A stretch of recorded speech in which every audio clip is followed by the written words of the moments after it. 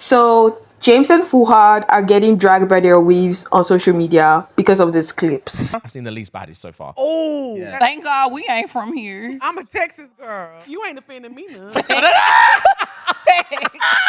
You see, they ain't say Houston. We've still got a couple days. Maybe we'll find out. But yeah, Yeah. I've seen like 2 or 3. Hey, but what is y'all's type though? Bad is the type. But facts.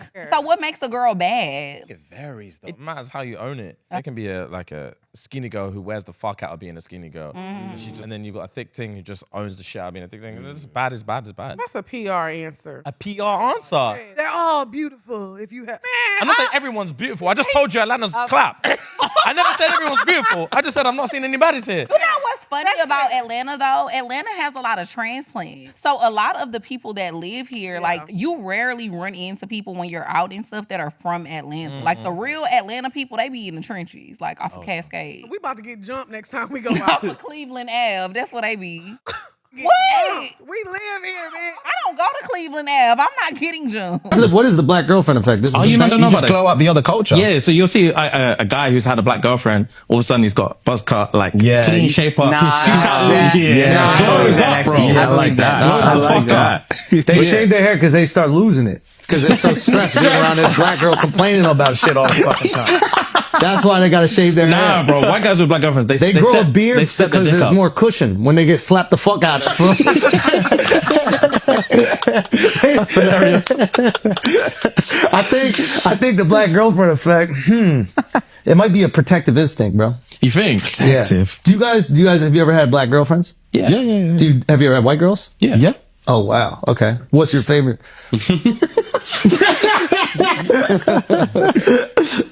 We love them all. Yeah. Oh really? We love them all. Yeah. That means white. Who can That means what? Hey, let me get a US translation. Kendrick fans get them? We love them all. man. That's royal English. This is what has been blowing up lately on social media, and people are not holding back. James and Fuhad are getting dragged across timelines, especially James, and I've got a few thoughts on it, but I want to say up front, this is just my opinion, okay? Let's break it down, and before we get into the video, make sure you like, comment, share, and subscribe. Let's keep growing this community, okay? Now, I get why people are upset, but honestly, the first clip, in my opinion, I felt like it's okay for someone to have a type. We all have preferences, right? However, where James might have slipped up is in his wording. Just because someone is not your type doesn't mean they're unattractive or ugly. There's a big difference between I'm not attracted to them and straight up insulting them. But the second clip, yeah, that's where I see why people are upset. I also want y'all to keep in mind that I made this video before they made their apologies. I will add their apology at the end of the video.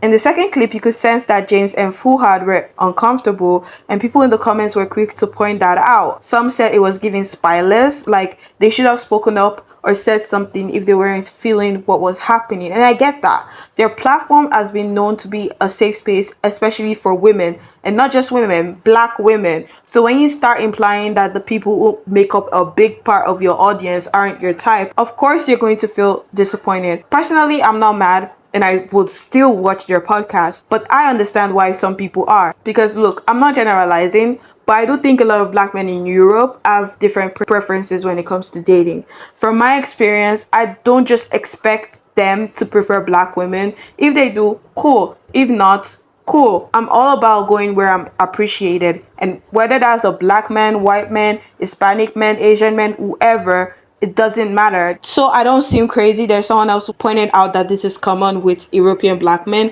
but of course, not all of them. I don't want to make a video about black men, but I'm going to do it anyways because a lot of the videos I'm seeing are from American black women, and I wonder, are they aware, are the American girlies aware of actual like what happens in the UK? I'm telling you this right now just to provide knowledge and context. James and Fuhad are probably the average UK black guy thinker on the better end. The average UK black guy thinker on the better end. It's psychological warfare out here. A lot of people don't know that they're residing in the sunken place. They don't know that they're eating cake in the pits, subconsciously or not. your average UK black thinker on the better end. And hopefully that is all the context that you actually need to understand why they may behave or act that way. Because people are like, oh, I'm really disappointed in them. I'm really surprised by them. I, quite frankly, would have expected it. And I think that is because I'm here going through the psychological warfare. Your average UK black guy thinker on the better end. Now, I think part of the outrage is that people have put James and Fuhad on this pedestal because they've been seen as an exception to the rule. There's a higher expectation for them to know better. Now, here's where things get interesting. James has talked about being bullied by black girls in high school. And when I was in school, there was a group of black girls in my year that would bully me religiously. It didn't fucking bother me because they were hideous anyway. I used to gun them hideous. So boy, fam, on a daily, it would be like, they used to call me half-breed. They would say my dad is a sellout. They would say like, obviously like being mixed race, they'll say you're mixed up, you're confused. What the fuck, man? Begging, trying to be black when you're not. All sorts from black girls. All sorts. And obviously I had to chuck it back. So I apologize to anyone if I offended you like peripherally when I was gunning for these man, but I had to chuck it back because obviously, it was peak. Why your dad's a sellout, innit? Only likes white girls. That's mad. That's crazy. Like, where is this coming from? Where's this coming from? Yeah. Where is this coming from? Where's this hatred in you? Why? That's funny. But I'm taking it back to the girl that I was seeing. So if, for example, she was in that experiment and she got to know someone that was white, blah, blah, blah, what's to stop her from being happy with a white guy? Do you know what I mean? Because she wants to have mixed kids. She's desperate to have mixed race kids. She said she wants to be black. She wants to have mixed race kids. I have to be with a black guy. I'm like, why do you have to be with a black guy? Why did she tell you this? I have no idea. That's a red flag then and there. And when I heard that, I was like, okay, I get it. Trauma is real. And if that was his experience, it makes sense as to why he still has some residual feelings. But at the same time, we all went through stuff in school. If I held on to every mean thing that black boys said to me when I was younger, I would probably hate black men too. However, as we grow up, we realize that a lot of those hurtful things were said out of ignorance. So while I'm not trying to invalidate his experience, at some point, it's important to heal and not let that dictate your entire worldview. Now, this is not just about you healing, but also not putting that onto other people. It's perfectly fine for James to have his preference, but he can do that without bringing black women down in the process. And I feel like that's the part that's rubbing people the wrong way. James and Fuhad don't know they're ugly, and that's part of the reason why we are where we are with shits and gigs today. That is the number one thing that we need to talk about before we get into any of the rest of it. TikTok, I am not bullying these men. Don't even fucking do it. Don't even fucking do it. I genuinely believe that James and Fuhad think that women have been listening to their show because they're attractive. You are not attractive. You actually are very funny looking, maybe up to normal. Bitches was listening to your podcast because you were funny and you seemed like safe men. That's literally it. You have no license to tell anybody that they look clapped, ain't cute, ain't pretty, none of that shit. And I mean that not as a black woman being offended, not as a black woman from Atlanta, but I am being objectively honest when I say the two of you have some of the most mealy, unimaginative, lukewarm faces that I have ever laid eyes on. And I love black men. I think black men are so beautiful. You guys have got some fucking nerve with the way that you discuss women, and I've been wanting to say that for a while. I just fucked with y'all the long way. Let's get that straight. The both of y'all look like God was ready to clock out, like he got off at 5 and it was 4:57. He said, put them short niggas in the oven and let's go. I'm ready to party. Number 2, James, you said you were bullied by black women. I'm seeing that clip float around, and it's really you that I have mostly a problem with, because Fuhad seems to not be an individual enough to say that he doesn't feel how you feel, or unless he's just being quiet because he's a little smarter than you. But it's really you causing a motherfucking ruckus about black women in these clips that I'm seeing. You said that you were bullied by black women. I don't necessarily know if that's true or not, because the bitches you went to school with is in the comments saying that you're making that up, and you always been a hateful little fuck who was confused about his identity. And you be using your platforms and the places you visit to get your anti-black American woman shit off. That's number 1. So let's call a spade, bitch. Okay, let's start. I don't give a fuck whether a beans on toast eating motherfucker think I'm pretty, black women pretty, bitches from Atlanta pretty, big bitches pretty, none of that shit. I don't give a fuck what no nigga who eating sliced tomatoes and beans for breakfast got to say about black women. Let's start there. My issue with you is that you intentionally went on there to harm black women because you are weak. You have all of these feelings that you clearly have not taken to a therapist about black women. I'm going to assume dark-skinned black women. And you sat up on that podcast in front of Drea and Lex. Mind you, I've worked with Drea and Lex. I like Drea and Lex. Do I disagree with the fact that Drea said y'all weren't talking about black women? Yes, I'm allowed to do that, but that's no mark against her. She's entitled to her opinion. You hoes, not them, you, James and Fuhad, went up there and sat in front of Drea and Lex and decided this platform in a black city at what I'm assuming is a black studio to a black audience, this is now my time to get my revenge on the black women that I hate for some reason, on the black American girls that I hate for some reason. I'm going to sit up here on a show where you come to get joy to let you know that I don't think you're beautiful, I don't think you're worthy, I don't think you're attractive, haven't seen one bad bitch since I've been here. I think y'all are clapped. You did that shit on purpose because you're weak, which I think is fucking disgusting, especially considering the fact this clip floating around and you sitting up in front of that white man's face letting him call black women abusive and insinuate that we're difficult, and y'all showing all 75 of y'all fucking teeth, you big yellow belly thick kindergarten pencil neck having ass bitch. I am on your ass. You said you were bullied by black women. I don't know whether it's true or not, but we here now. And what a weak bitch, you let that man call you a double slave. You let that man call you a double slave. And I fuck with Irish people. I was offended. I think I might be Irish. My last name Irish. I was offended as a black and a possible. What the fuck is going on with you, nigga? And then Fuhad, get a fucking backbone, bitch. Get a backbone. Get a spine. You look visibly uncomfortable a lot of the times that James is saying anti-black, anti-woman stuff. You look weirded out. You look freaked out. Unless you are just, I'm going to be quiet because I'm the smart one and I'm not actually going to say it out of my mouth, and you willing to play a backseat passenger princess to his foolishness, whatever. But you need to grow a fucking spine if you don't agree with what that nigga be saying. It's okay to be on a best friend buddy podcast and disagree with your partner. I do it all the time. Down that joke's on you, pod. That's my podcast.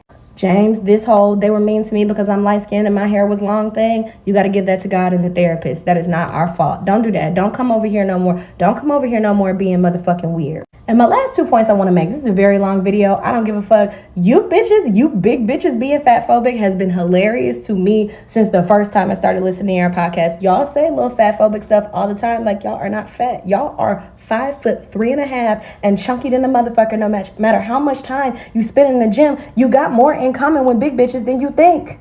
And you always yap about women being fat. Y'all the fat ones. Y'all the fat hoes. 100%. Sorry. I say all this to say and reiterate that nobody gives a fuck. Nobody gives a fuck that pasty ass James and funny looking ass Fuhad do not find black women attractive, didn't see any bad bitches in Atlanta, whatever the fuck, because you know that's a lie. The issue is that you did that because you intentionally wanted to harm black women on a platform where they go to find joy and get their giggles and get their laughs. And that's fucked up. That's fucked up. And I wish you nothing but the worst, outshallah, as a former fan. We might be witnessing the downfall of shits and gigs. I've just seen that clip. I don't know if they were on their podcast or someone else's podcast, where this man and them were talking about the black girlfriend effect. Already problematic, let's be honest. They were saying how when a white man is dating a black woman, how he then starts to get a buzz cut and grow his beard and basically start taking on, your partner's vibe. I think that's a normal thing in relationships. When you are in a relationship with someone, you usually start to take on things from them because you're around them so much. But I digress. This man is sat there, a white presenting male. I don't know where he's from, but he sat there and he's basically saying, no, they get a buzz cut and a beard as protection from being slapped by black women. And he is just gunning for black women, saying that everything they change themselves is just protection. Because black women are just basically the hardest types of people to date and the worst types of people to be around. These two just sat there and they just didn't defend black women. I went to a a live show, and I'm not gonna lie, the predominant people at their live show were black and black women. Black women are probably the majority of the types of people who actually watch their podcast. The fact that these two men who also have black parents sit there and didn't quite defend us in this world where we're just like, why are we always getting brought into stuff? Like, black women could just be sitting here doing absolutely nothing and we're still getting dragged, still getting brought into stuff and still not being defended. I'm so over it because I'm just like, this is just a tired narrative at this point. Like, we're actually in 2024. And I just keep seeing comments. The saddest things, I'm seeing comments on that post. And there's so many black women being like, wow, like, we really don't have anyone. Like, no one has our back. It's crazy. And I feel like, I hope that everyone who has watched that, every black woman that has watched that, doesn't feel away, because who are these men anyway? Like, really? Who cares about them and their opinion? Let's be so for real. James and Fuhad were trending, and I thought it was because people were upset that they said that there were no bad bitches in Atlanta, right? And that started a whole, like, oh, they don't like black women conversation. And I'm like, that's a little bit of a stretch. Until you commented this. Shout out to you, and shout out to the person who tagged me in this video. What is the black girlfriend effect? This is You don't know about this? Glow up the other culture. Yeah, so you'll see a guy who's had a black girlfriend, all of a sudden he's got buzz cut, like clean shape up. They shave their hair because they start losing it. Because they're so stressed being around this black girl complaining about shit all the fucking time. Beards, because there's more cushion when they get slapped the fuck out of. Ever had black girlfriends? Yeah. Have you ever had white girls? Yeah. What's your favorite? We love them all. Yeah. That means white. Who gives This was very reminiscent of Quinn sitting down with that white guy who was making weird jokes. Do you guys remember that whole situation? I can't remember his name. He was making fun of Fanita and said something about, like, her skin tone in front of Quinn, and people were upset with her for not defending a fellow black woman. This is that. It was obvious, like, the uncomfortable, like, ha ha he he to try to not make it awkward, but babe, I'm sorry. Let's make it awkward. Let's make it real uncomfortable. What the fuck are you talking about? James and Fuhad. Hello. Your main demographic. I'm actually genuinely shocked. And honestly, even from a logical standpoint, this was such a dumb move by James. Let's take away the personal opinions, the self-hatred conversation, the colorism conversation. Just look at it from a business perspective. His main audience is black women.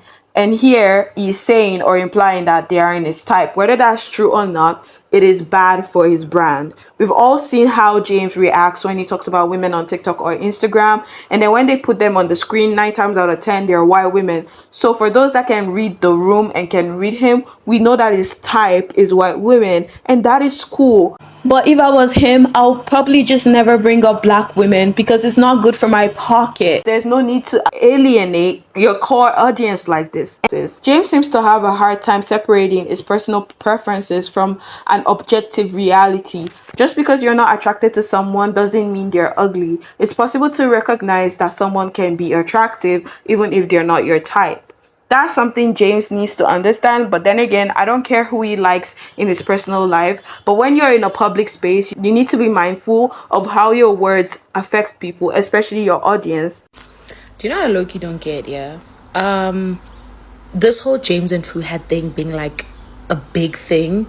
Because first of all, James and Fuhad were never advocates. They were never protectors of black women. They were never those niggas when it came to black women. They would be the first ones to talk shit and make fun and point the stereotypes, so on and so forth. So I don't understand why now everyone is shocked that they carried on doing what they've always done, but in a different space. Because even some of the things that they've said about women in general, it's like... But yeah, I'm just shocked. If someone can explain it, please, and thanks. What hurts the most for a lot of black women is that Shit and Gigs has been a place where they felt seen, safe, and comfortable. Then to hear someone who they've supported essentially say, hey, you're not desirable, hey, you're ugly.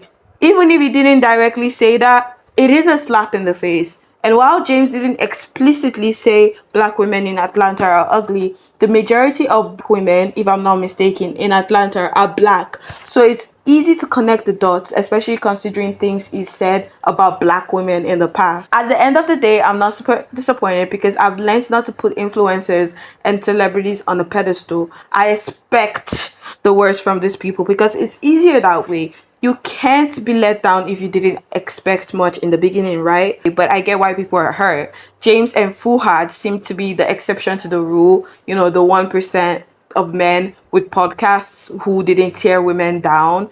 And, you know, now that illusion has been shattered for a lot of their fans. Anyway, that's the end of my rant. Let me know what you think in the comments below because we're besties, okay? I want to hear your thoughts. Don't forget to like, share, and subscribe. I'm on the road to 1K, so let's get there together and have a lovely day. And at the minute, this past weekend, there's been a couple of clips going around from when we did a session on the Flagrant podcast while we were on our US tour. And yeah, there were a few jokes made that were incredibly inappropriate. One specifically pertaining to black women. And in the clip, Andrew was making a joke. I'm not even going to get into specifics. Making a frankly racist joke. And we were laughing at it. And to give, there's first of all, before we get into like specifics or anything like that, obviously there's just literally no excuse. There is no excuse. Agreed. And fight or flight is a real thing. Like it is, fight or flight is a real thing, and it's so not easy to say, but when you're in those situations, you look at it through a lens of like, bro, if it was me, I promise you I'll stand up, I'll kick them cameras down, I would smack homeboy in the face, I would say this, I'll do that. But when you're in there, you're in shock. You're in shock, and all you want to do is move on. Bro, move on is the fucking word, bro. All you want to do is fucking move on. Just move on to the next thing. Just move on to the next thing. There's and so like many we had times. to say a few times, bro, just move on. Just move on. So many different topics. We were like, move on. And it's not even like about pity laughs or anything, but we just wanted to get out of that situation. Literally get out of that situation, keep the ball rolling. And we thought it was going to be more of like a bros chat, but it ended up being something that's ended up being something that's like really, really hurt people that look to us for support and look to us to feel protected. And protected is the main thing that I wanted to discuss, is that it is our duty to protect you guys. Facts. And it is definitely not cool to be in that situation. And again, not be the ones to stand up and kick the cameras down. And we fucked it on that occasion. We did. It's not going to happen again. And it's about being human. It's about realizing that you don't know what you're prepared for. You don't know how to prepare for something you don't know that you don't know what's going to happen. Yeah. And once it's happened one time, you're like, fuck, all right. You learn from your mistakes, and that's literally you literally learn from your mistakes. Yeah, we fucked. For one, when you're part of a community, you don't realize that you can hurt your own community. Especially when you're not, when unintentionally. Unintentionally, for real. And also on top of that, it was so crazy that like the narrative that's been spun about how we feel about our community, the irony of the fact that whilst the whole reason we're in that country was to just show how much we love our community and show how much we love our supporters and how much time we spent at the shows and just like getting to know people and just like understanding our community better and just like making friends and making bonds and showing love, and they're showing love. And this whole 6-week trip was just about showing how much we love our community and how much our community show out for us. And then to have that exact same trip be the reason that we're having to have this conversation now. But at the end of the day, mistakes make you a better person. Mistakes do make you a better person. You're not born a perfect person. And yeah, we don't condone, we don't appease that behavior, we don't rate it. And we don't want you guys to think that we were sat in that room rating what's going on. We hold our hands up, we apologize, you learn from your mistakes, and we hope we don't let our community down again, because ultimately we do this for you guys. Like, you guys are all we have, man. You guys are literally all we have. You guys have taken us to this level, and we don't want to let you guys down going forward and anymore. So, you know. Yeah, but anyway, on to regular viewership. Yes, sir. Love of love. Gang.